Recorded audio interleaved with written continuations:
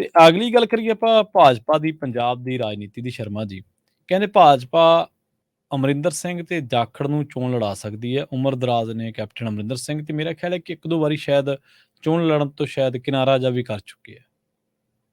ਨਹੀਂ, ਕਿਨਾਰਾ ਤਾਂ ਐਲਾਨ ਕੀਤਾ ਸੀ ਇੱਕ ਵਾਰ ਤਾਂ ਕਿ ਮੈਂ ਮੇਰੀ ਆਖਰੀ ਵਿਧਾਨ ਸਭਾ ਚੋਣਾਂ ਤੋਂ ਬਾਅਦ ਵੀ ਲੜ ਲਈ ਸੀ ਚੋਣ ਤਾਂ। ਹਾਂਜੀ, ਚੋਣ ਤਾਂ ਲੜਦੀ ਸੀ। ਪਰ ਤਾਂ ਉਹ ਤੋਂ ਬਾਅਦ ਹੋਇਆ ਕੀ ਫਿਰ। ਹੂੰ ਸੋ ਇਸ ਲਈ ਇਹ ਸਭ ਨੂੰ ਪਤਾ। ਪਰ ਜਿਹੜੀ ਗੱਲ ਆਪਾਂ ਭਾਜਪਾ ਦੇ ਹਵਾਲੇ ਨਾਲ ਕਰ ਰਹੇ ਹਾਂ ਉਹ ਇਸ ਲਈ ਕਰ ਰਹੇ ਹਾਂ ਕਿ ਸੁਨੀਲ ਜਾਖੜ ਲਈ ਮੰਨਿਆ ਜਾ ਰਿਹਾ ਸੀ ਕਿ ਹੁਣ ਚੋਣ ਨਹੀਂ ਲੜਨਗੇ। ਠੀਕ ਹੈ ਜੀ। ਪਰ ਭਾਜਪਾ 'ਚ ਇਹ ਵੀ ਮੰਨਿਆ ਜਾ ਰਿਹਾ ਕਿ ਸੁਨੀਲ ਜਾਖੜ ਪੰਜਾਬ 'ਚ ਮੁੱਖ ਮੰਤਰੀ ਦਾ ਚਿਹਰਾ ਨੇ। ਹੂੰ ਪਰ ਭਾਜਪਾਈ ਵੀ ਜਾਂ ਜਾਖੜ ਨੂੰ ਮੰਨਣ ਵਾਲੇ, ਸਮਝਣ ਵਾਲੇ, ਉਹਦੇ ਨੇੜੇ ਰਹਿਣ ਵਾਲੀਆਂ ਧਿਰਾਂ ਦਾ ਕੁਝ ਤਾਂ ਇਹ ਵੀ ਕਹਿਣਾ ਸੀ ਕਿ ਨਹੀਂ, ਉਹ ਪਾਰਟੀ ਲਈ ਕੰਮ ਕਰਨਗੇ ਤੇ ਬਾਅਦ 'ਚ ਉਹਨਾਂ ਨੂੰ ਰਾਜ ਸਭਾ ਭੇਜ ਕੇ ਚਾਹੇ ਕੋਈ ਮੰਤਰੀ ਦਾ ਉਹਦਾ ਕੇਂਦਰ 'ਚ ਭਾਵਾਂ ਮਿਲ ਜਾਵੇ ਜੇ ਸਰਕਾਰ ਦੁਬਾਰਾ ਬੀਜੇਪੀ ਦੀ ਆ ਗਈ। ਪਰ ਇਹ ਸਭ ਦੇ ਵਿਚਾਲੇ ਇਹ ਚਰਚਾ ਕਿਉਂ ਚੱਲੀ ਅੱਜ, ਆਪਾਂ ਇਹ ਚਰਚਾ ਕਿਉਂ ਕਰ ਰਹੇ ਹਾਂ? ਇਹ ਸਿੱਧੇ ਰੂਪ ਦੇ ਵਿੱਚ ਕਿਤੋਂ ਕੋਈ ਖਬਰ ਨਹੀਂ ਆ। ਅੱਛਾ, ਠੀਕ ਹੈ। ਹਵਾਲਾ ਇਹ ਜੀ ਜੀ ਹਵਾਲਾ ਇਸ ਗੱਲ ਦਾ ਹੈ ਕਿ ਰਾਜਨੀਤਿਕ ਲੀਡਰਾਂ ਦੇ ਅੰਦਰ ਹਰ ਸਮੇਂ ਕੁਰਸੀ ਹਾਸਲ ਕਰਨ ਦੀ ਇੱਛਾ ਰਹਿੰਦੀ ਆ। ਚਾਹੇ ਮੰਨਿਆ ਜਾ ਰਿਹਾ ਕਿ ਅਮਰਿੰਦਰ ਸਿੰਘ ਆਪਣੀ ਧੀ ਨੂੰ ਚੋਣ ਲੜਾਉਣ ਲਈ ਤਿਆਰ ਨੇ ਇਸ ਵਾਰ। ਹਾਂਜੀ ਹਾਂਜੀ। ਪਰ ਅਮਰਿੰਦਰ, ਪਰਨੀਤ ਕੌਰ ਵੀ, ਸਾਰਿਆਂ ਨੂੰ ਵੀ ਟਿਕਟਾਂ ਮਿਲ ਸਕਦੀਆਂ ਨੇ ਹੁਣ। ਜਦੋਂ ਮੋਦੀ ਤੇ ਅਮਿਤ ਸ਼ਾਹ ਦੀ ਜੋੜੀ ਨੇ ਕਾਰਜਭਾਰ ਸੰਭਾਲਿਆ,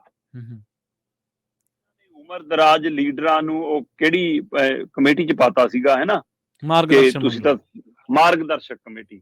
ਤੇ ਉਸ ਸਮੇਂ ਫਿਰ ਬਹੁਤ ਮਤਲਬ ਲਾਲ ਕ੍ਰਿਸ਼ਨ ਅਡਵਾਨੀ ਵਰਗਿਆਂ ਦਾ ਦਿਲ ਬਹੁਤ ਟੁੱਟਿਆ ਸੀ, ਕਿਹਾ ਕੀ ਹੋ ਗਿਆ ਸਾਡੇ ਨਾਲ, ਹੈ ਨਾ। ਮੁਰਲੀ ਮਨੋਹਰ ਜੋਸ਼ੀ, ਪਰ ਉਹਦਾ ਹਵਾਲਾ ਦਿੱਤਾ ਸੀ ਇਹਨਾਂ ਨੇ ਕਿ 75 ਸਾਲ ਤੋਂ 75 ਸਾਲਾਂ ਤੋਂ ਅਸੀਂ ਚੋਣ ਲੜਾਉਣੀ ਹੋਣੀ। 70 ਸਾਲ ਤੋਂ ਉੱਪਰ ਵਾਲੇ ਨੂੰ ਅਸੀਂ ਸੋਚਾਂਗੇ ਕਿ ਇਹਨੂੰ ਲੜਾਉਣ ਜੋਗਾ ਹੈ ਵੀ ਆ ਜਾਂ ਨਹੀਂ।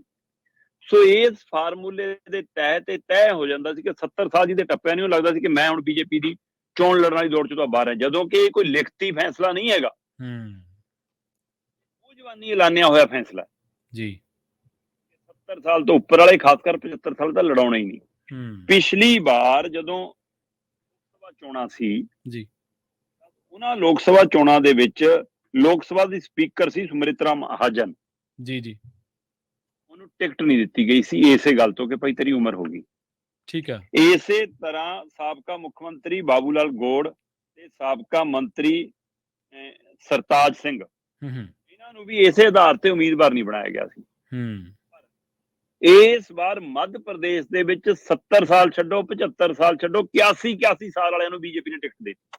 ਠੀਕ ਹੈ। ਅੱਛਾ, ਜੇ ਮੱਧ ਪ੍ਰਦੇਸ਼ 'ਚ 81 ਸਾਲ ਵਾਲਿਆਂ ਨੂੰ ਟਿਕਟ ਮਿਲ ਸਕਦੀ ਆ, ਮੋਦੀ 73 ਸਾਲ ਵਾਲਾ ਹੋ ਕੇ ਆਪ ਵੀ ਟਿਕਟ ਲਊਗਾ। ਰਾਹ ਖੋਲਿਆ ਵੀ ਇਸੇ ਲਈ ਆ ਕਿ ਕੱਲ ਨੂੰ ਮੋਦੀ ਲਈ ਕੋਈ ਸਵਾਲ ਨਾ ਖੜਾ ਕਰੇ।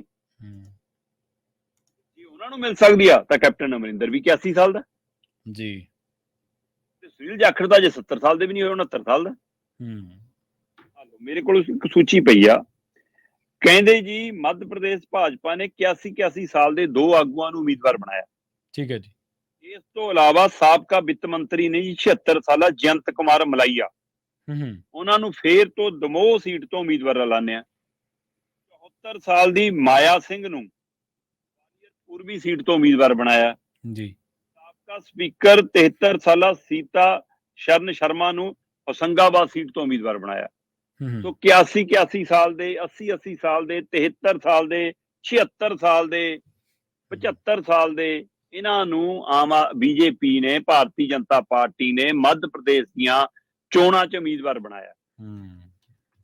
ਇੱਥੋਂ ਫਿਰ ਕਹਿੰਦੇ ਜੀ ਕੈਪਟਨ ਪਰਨੀਤ ਜਾਖੜ ਤੇ ਹੋਰ ਉਮਰ ਦਰਾਜ ਭਾਜਪਾਈ ਲੀਡਰਾਂ ਦੇ ਮਨਾਂ 'ਚ ਇਹ ਜਿਗਿਆਸਾ ਜਾਗਣੀ ਸ਼ੁਰੂ ਹੋ ਗਈ ਆ ਕਿ ਨੰਬਰ ਸਾਡਾ ਵੀ ਲੱਗ ਸਕਦਾ, ਟਿਕਟ ਸਾਨੂੰ ਵੀ ਮਿਲ ਸਕਦੀ ਆ। ਸੋ ਇਸ ਲਈ ਦੇਖਦੇ ਹਾਂ ਜੀ ਕਿ ਕੀ ਇੱਥੇ ਤੱਕ ਆਉਂਦੀ ਹੈ ਗੱਲ। ਜੀ ਜੀ, ਬਿਲਕੁਲ।